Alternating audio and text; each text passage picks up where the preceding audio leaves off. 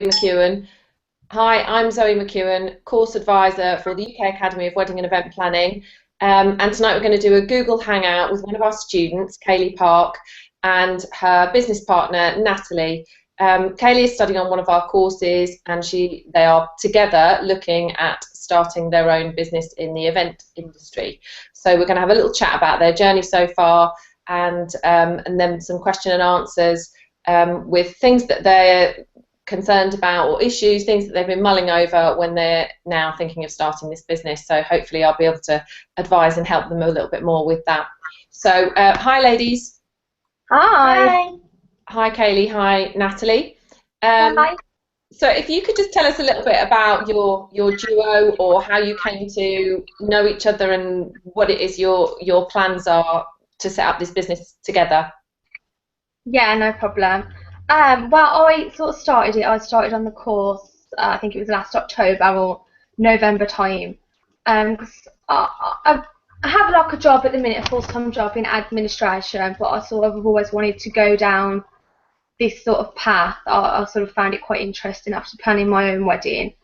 And so maybe around Christmas time, I asked Natalie if she wanted to get involved because she sort of has the skills in the sort of media marketing section and all the organisational skills, and I thought it would work pretty well together for both of us if we sort of, joined up and tried to go forward together with it. Yeah, so those are two quite common things. Firstly, planning a wedding and thinking, oh, I like this and I'm quite good at it and I would enjoy this.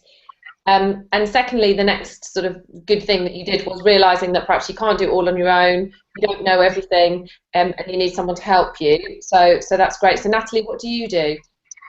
I work in marketing full time, so I've got some good skills for promoting. I'm very good at organising things. So when Katie sort of told me about the course she was doing, I kind of thought, oh well, we could actually work together and we could make quite a good team. So put the two of us together, I kind of thought it may, be a good project for us to work on together. And plus the fact that we're good friends as well, so we already knew beforehand as well. It's a good start, isn't it? And then you know each other's strengths, and hopefully it will be a good match. And you're both working, so this is you're sort of setting this up along that in the background, part-time at the moment, and just sort of seeing where it's going to take you. And so what is your plan for your business? Well, I think sort of getting to the halfway point of the course. Obviously, that's really helping me out. I'm learning quite a lot from that. So I think we're sort of at the minute still going to be working part-time to try and get ourselves sort of known to everybody, build up like our supplier portfolio and get a bit more understanding of the industry and how it works, so we can sort of figure out what direction is best for us to go in. We've done really well on social media, haven't we, with our Facebook page. That's working really well. We're getting plenty of likes, and I think that's really important to grow and develop in the early stages and to continue forward. It is, and also to recognise that you need to start that early so that you've got some background, some history there. Yes. When you do link it to your website, you've been on social media for a while there, and that will help you with your website and help you to get recognised and seen more as well. Yeah, definitely.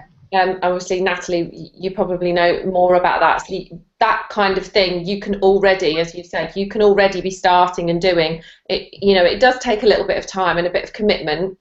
So do you have a strategy with that?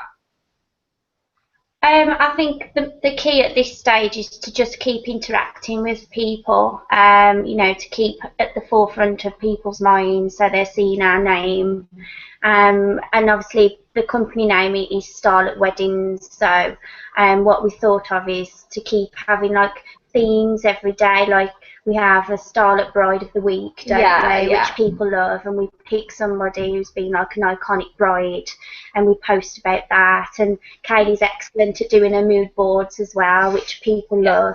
So I think going forward it's just a matter of just maintaining that all the way.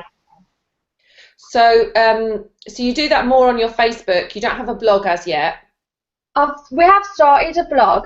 It started off mainly as my updates on how I'm doing with the course and things like that. But we have started doing other sort of wedding pieces in it now, like some engagement pieces, and we put a bit on about one of my friends who got married last year. We did like a sort of real wedding bit about that. So we are sort of starting to look into develop the blog because they do seem very popular at the moment. So they are really popular, and they can be a good way eventually of earning you some money. Not getting your name out there, but with the advertising, and if you can get that on board, Natalie will be able to play a part in that. But if you can get the people to advertise on your blog somewhere, then they'll pay you for that. Obviously, you need to have a certain number of followers before people are going to start to do that. So you're doing the right thing by building it up, and then see where that goes as well with the blog. So your blog and your Facebook, are they both Style at Weddings? It's Starlet. Oh, Starlet, yes. Oh, I remember Starlet, that. Starlet at Weddings for both. They're both. I think the blog is www.starlet-weddings.co.uk and the Facebook Starlet Weddings. Okay, just so that people can find you. I'll put some stuff on Facebook as well, because it's interesting for other people, for suppliers, for students. The more people that see it, the more you get your name out there. So are you going to be a planning business or a design business or a mix of both? I'm hoping that we can be a mix of both. We've sort of started off with the planning side because I wanted to look at doing some of the hiring things probably a little bit later on in the year, when we've managed to build up things that we can sort of offer to hire out, because I do quite like the creative side of it, and I would like to sort of do that, whereas Nat is very good at the planning bit, so I think we would definitely try to do both. Yeah, and having a hire business in the background works really well for that sort of everyday income all year round, in a way, because a lot of brides will want to hire something. It might not be the whole package or the whole thing, but they'll probably hire in something for the day. So if you've got a couple of nice niche pieces or something that are current and trendy now that people want, then they'll come to you for those, and maybe then you can add on with, well, we could plan some stuff for you, or I could be there on the day. Would you also like to hire this stuff as well? So if you watch design, watch trends, watch weddings really carefully, and just find a few pieces, you don't need to have a whole barn full of stuff to hire out. And then just see where that develops, and it might be the letters with lights on are really popular, those big letters. Someone commented about that the other day. We have had a few people inquiring about things like that, so definitely we talked about the sequin tablecloths and things. If you find something that's on trend but that's not sort of readily available, but that people would like to hire, obviously they hire lots of candles and vases and all of that kind of thing, but I think that's they can source that other places. You need to find something that draws them in, that you've got that's a real personal design element for them of the moment. So like some of these sort of chandeliers and things that you can hang outside. So vintage and tea sets have sort of maybe gone a little bit, and you need to be thinking of what's coming next, and you need to predict that and suggest what that is too in your blog and your Facebook. Don't be afraid to say this is the next big thing, and we've got 5 of them to hire out for you. You should be doing that. You will be as much of an expert as anybody else if you've been following blogs, following trends, linking all of this up, which I'm sure you have. You've been looking at celebrity weddings. You can follow those and just take a few little pieces and just say, well, this is what we suggest is going to be big. We've got some to offer. Would you like? And things like that. So have you thought about doing wedding fairs or anything like that yet? How far have you got? We have spoke about it. It's probably something we need to sort of do a little bit more looking into, because to be honest, we know it's something we want to do, but as far as sort of get, you know, like how we go about doing it. We're not really as sure of that yet, because we haven't really looked into it. Have you been to But some wedding fairs? I have, yeah. yeah, I went to quite a lot when I was Yeah, of course. getting married. And yeah, Nattie's been to loads with her, people in her family and friends. Yeah. So Yeah, so just now going and looking at it on the flip side and thinking, okay, so if we're going to do this, so you obviously you pay for your pitch, yeah, and they should give you contact email addresses for everybody that attends when they sign in, so you get that hopefully back. You should get some of your freebies or samples or your brochure in their goodie bag when they leave at the end. So there are some pluses, but it will be for you a lot in the beginning about getting your name out there, and maybe, as I've said, when you found those key pieces, taking a few of those higher items along, having those on a stand, making some really nice presentation. If design is going to be the thing you're selling, then your stand needs to look the way, you know, you need to draw them in by that style and that branding on the look of your table, your presentation, and just think about being there. Don't think about selling. yeah, Just chat. Just yeah, just get your name out. Just see what happens. Hand the stuff out and just have a really nice day. Do not go there with any thoughts of thinking, I need to get clients, I need to book people, we need to come home with a few, you know, ready. Just chill and relax on it, because if you do that, it will come across better for everybody. So when you're, but only when you're ready. You're not going to get behind by not, you know, going out to wedding fairs yet. So you need to be ready, the two of you together, and know what that brand is and know what it is that you're selling. So you're right not to rush into that. yeah. I think I just said it may be a confidence thing because it's quite early days for us, so we may feel a little daunted, but we do want to do it. It's just Absolutely. All of this in the end boils down to confidence. So the course will be giving some of that to Kaylee. So the knowledge will be increasing, and so with the knowledge you think, well, I have got a bit more power now because I do know what I'm talking about, and so your confidence will be increasing. Yeah, definitely. You feel that, and then you just sort of pass a little bit of that over to Natalie, but you just take it in small steps.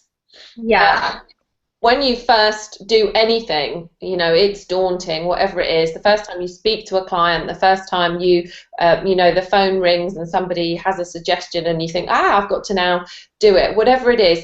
But you've got to have that sort of outer salesperson ready. Yeah. And you will, because you haven't come this far to not make a success of it. And in the first few, it might tell that you're a little bit nervous, but it very quickly grows, and it is something that you can change. You know, in the beginning, I remember thinking, you know, I can't go through with it. I'm sure they can see right through me at some of my first meetings, and I'm sort of, you know, just, and luckily nobody ever actually said, you know, how many weddings have you planned or anything like that. So I wasn't sort of put on the spot. Not that I would suggest you lie, you know, always just tell the truth, but I wasn't put on the spot, luckily. But I always thought, they can see right through me, but then you just forget that they've never planned a wedding before. Yeah, true. They really are, you know, and put yourselves right back at the beginning. You know, it's a very new, strange process, and there's lots to learn. So they want you to help them. They want you to tell them. They want you to guide them. So, you know, allow yourself to do that a little bit if you can, and just slowly grow with that. The good thing is with social media is that you can do it sort of hidden. You know, before social media, the networking was much more public and personal and face to face, and that can be quite scary. At least with social media, you can test things out, sort of quietly. Yeah, definitely. Well, we've been given the opportunity to plan someone's wedding, haven't we? Through Facebook. That came forward, so that's exciting for us for February. She's actually gone to New York at the moment, but when she comes back, she's going to have a meeting, aren't we? Yeah, so that's exciting, definitely. That's our first project. Yeah, and those first meetings are always exciting. There still are. When I still go to, you know, meet a couple for the first time that have just rung up or emailed, and I go to meet them for the first time, and you don't know who they are or what their story is or what they want from you. It's always exciting. So that's really nice. And is it this February? Yeah. No, well, her wedding isn't. Our meeting is February. meeting. Their wedding isn't until next year, so we have got Okay. quite a lot. She's very keen on sort of just telling us what she wants and then saying what can we get for this, basically. So Yeah, it's very much, yeah. because you can do the research, but the another piece of advice is while you're doing that research, write every minute, every second, every hour, write down what you're doing and how long it took. Yeah. That will help you to do your pricing, and it's a really hard thing to do because you forget, and you just have a quick phone call or just have a quick email, but they start to add up, those quick emails, and just so that you can just gauge how long it actually takes to write a few emails, ring a few venues, source fireworks, on the internet. Sometimes half an hour can go by, an hour, and you think, and especially if you do a lot by email, then you have to wait for the emails to be returned to you. If you're doing it on the phone, then it all happens in the one go. Usually you get your answers, but if it happens via email, then there'll be a half an hour, then another half an hour 2 or 3 days later when some of the emails come through, and then so you just log it. I have a book for each client, and I just log stuff and write notes because I quite like paper and pen still. But there's 2 of you, so just make sure that you're both logging anything and any time, and then you can just start to see actually some of the stuff takes a long time. It will pick up pace, and it won't always take that long because eventually you'll build up a little pattern of people and suppliers.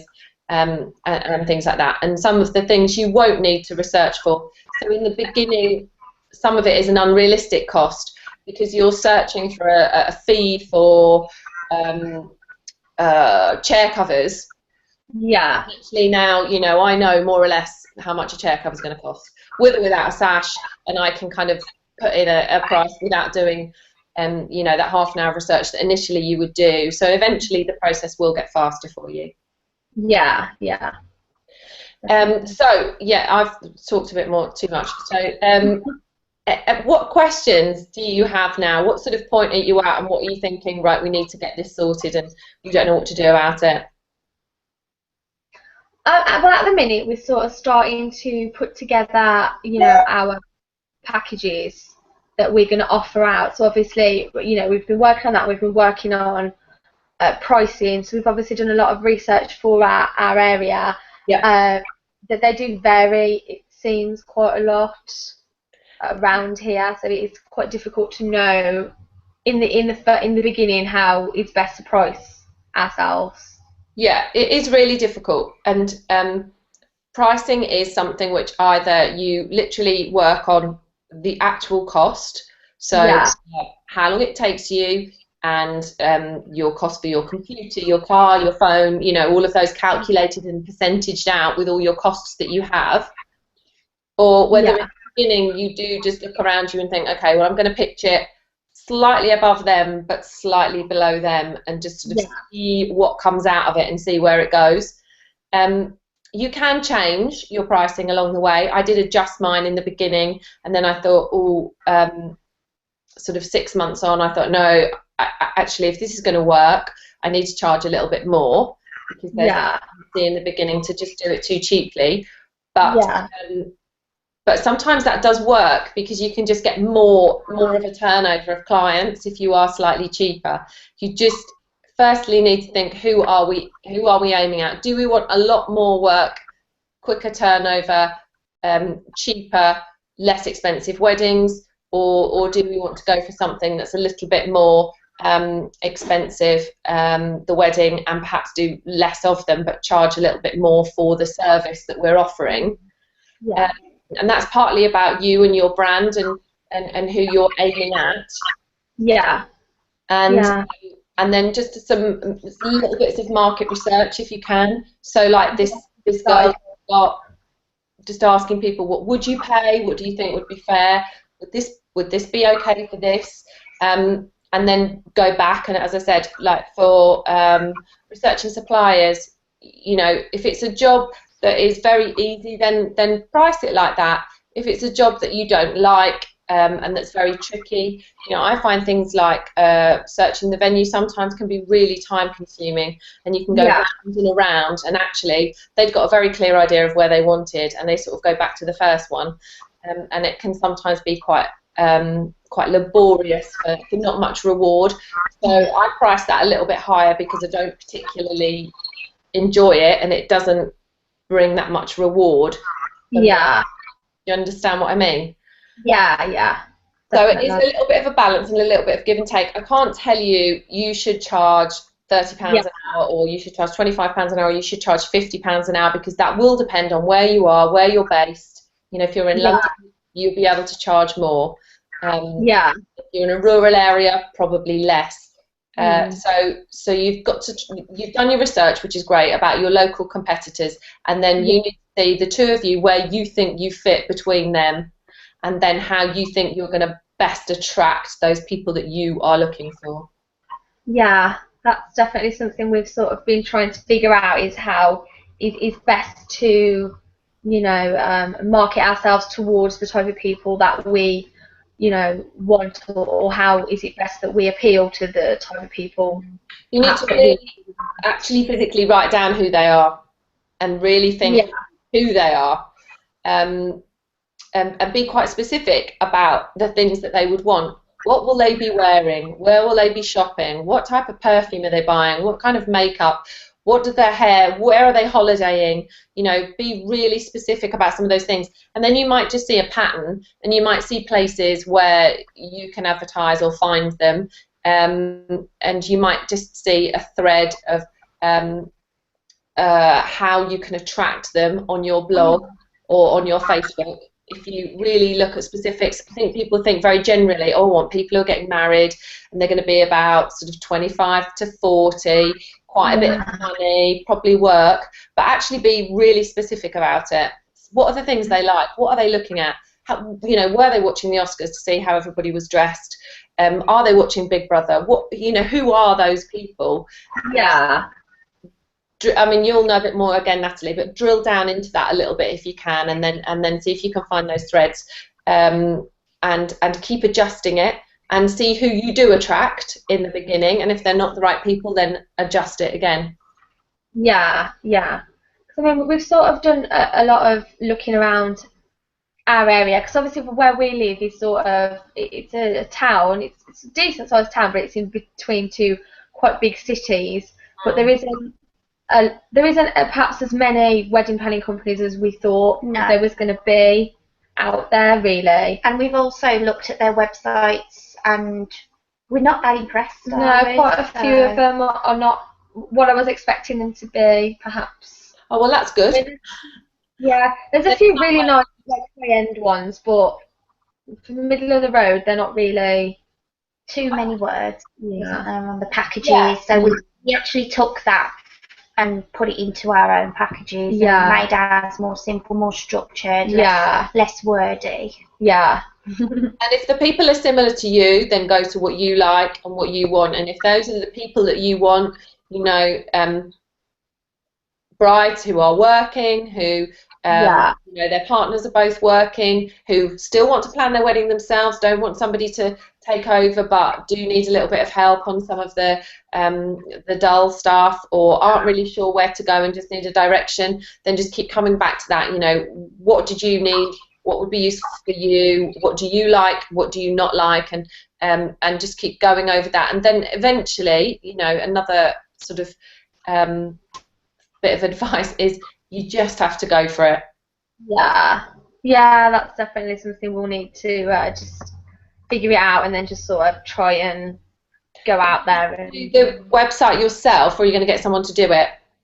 I think for the minute we'll probably work on it ourselves, as we both sort of have some little bits of experience of doing websites. I would say probably if we start to do well, then we would look at getting one probably done professionally, but for now, mainly because of costs, we'll do one ourselves. And you're not on any sort of time pressure, so you can learn a lot. You can put in the research, in the evenings. So if you follow us on our Twitter hour, There's loads of good advice. I mean, last week's was, talking about websites and stuff like that, but talking about things that you might not have heard of, and people suggesting SEO or lead magnets and different things, and you think, oh, what are these? If you just get yourself out there and do a little bit of research, you'll learn lots. And our students that do the best are the students that learn a little bit about everything and try and keep ahead of that, and know a little bit about how their website works and the kind of wording and the layout that they need to use. They know a little bit about marketing. They're on the ball with the social media. I'm not saying you need to know everything. You don't, and you're going to need some help with some things maybe along the way, but you seem like quite a good team, quite a good combination.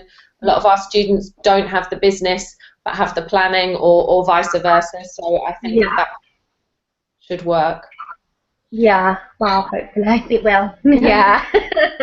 Definitely. Yeah, that's the other thing, isn't it? It will work. And in the beginning, I remember thinking, because I was a teacher and I left, and I remember thinking, do you know what? I'm going to tell everybody that this is what I'm going to do. Because if you do that, then there's no you can't allow yourself to fail. No, that's true. Yeah, I mean, we have. For as long as you keep it hidden and kind of in the background, and well, I'm maybe going to do it, you won't do it.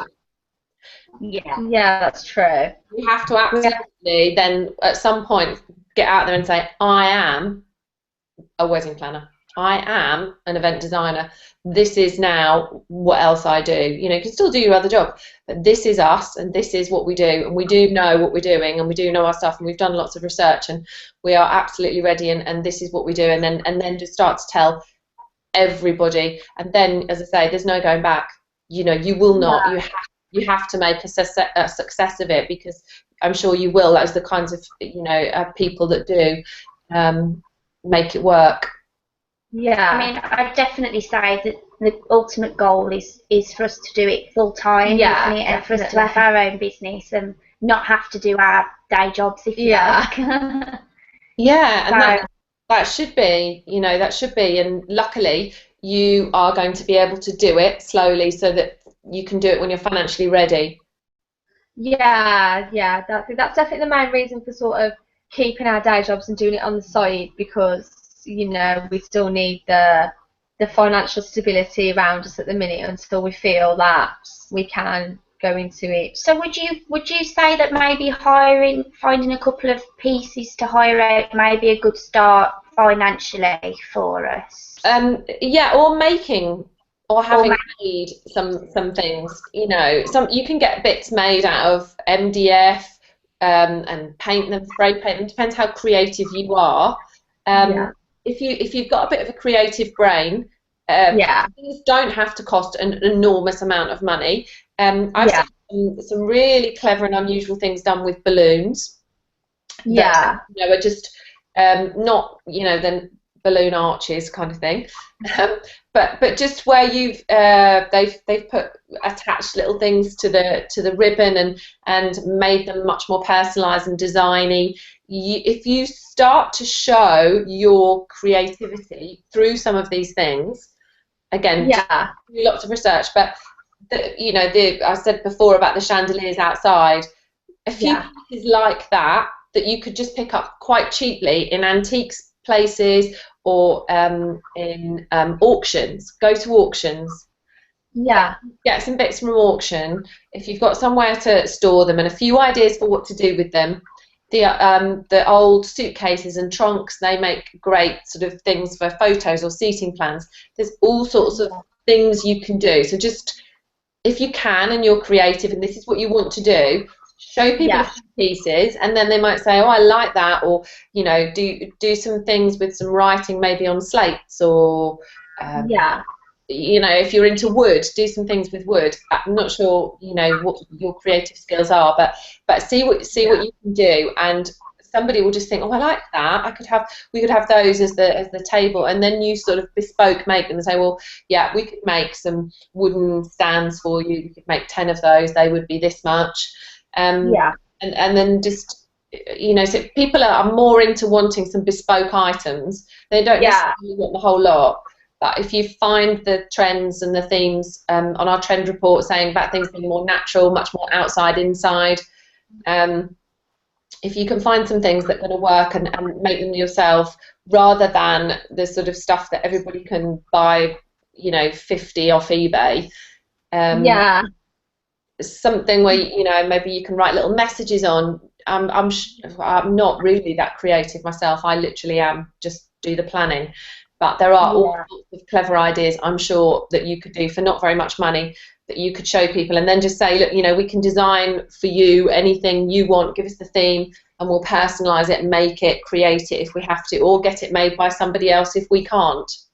Yeah, that's Okay. a good idea. Mm-hmm. The thing about stuff is it gets you in there on the Saturday. It gets you delivering the stuff on the Saturday, and they think, oh, well, if you're here on the Saturday delivering, well, then you might as well do this as well, and this and this and this. Yeah. Mhm. Okay, that's good. There was another question that's popped into my head because we were going to ask about how many weddings to take on at one time, or like over the year, practically wise. Take on as many as you can, and see what happens. You know what you can work with, what you can fit around what you're doing with work and things like that.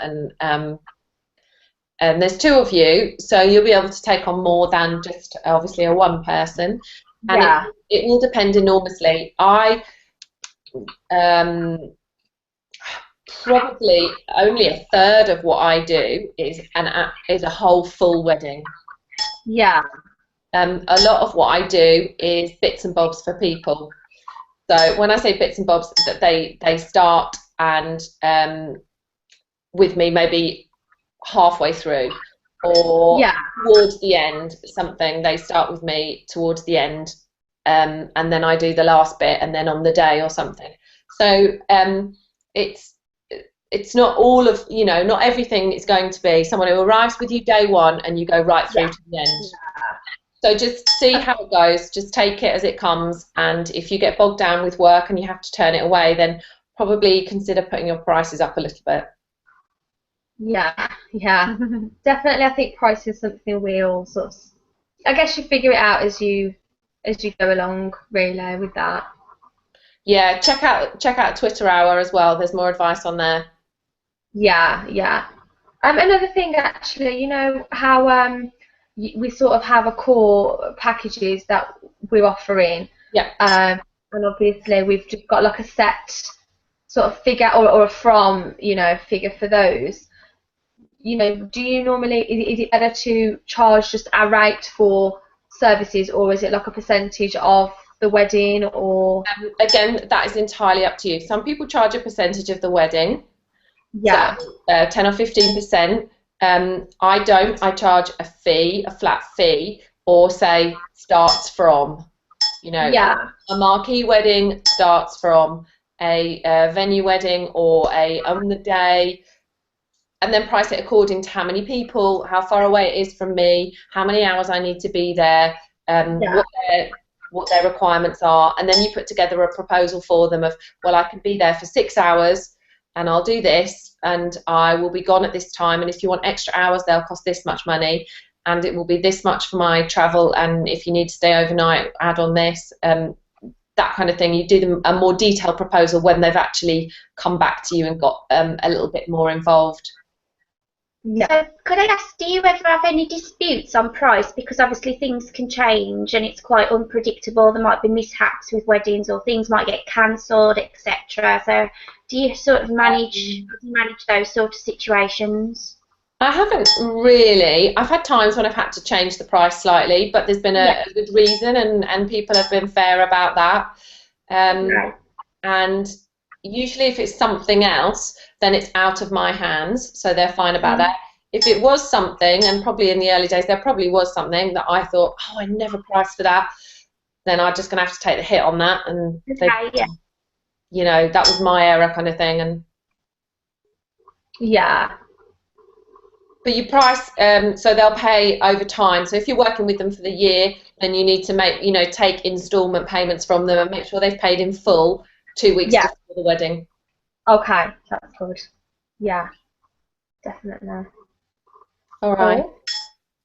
So, well, look, we can chat more on email Yeah. and things if you've got any more questions. Yeah. It's been really, really useful, and I think it will be really helpful for our students as well. Nice for me to meet you, see you face to face. And you've been working really hard on your assignments, Kaylee. They're flooding in. I'm trying to keep up with the marking. So well done for that, and you'll soon be on the business units, which will help you as well. So I know you're working really hard on that. So well done. Thank you very much for tonight, ladies. Thank you. Thank you. Nice to meet Thanks for your you. help. And keep us posted. We'll watch out for Style at Weddings. Yes, we definitely will. Okay, thank you. Bye. Bye.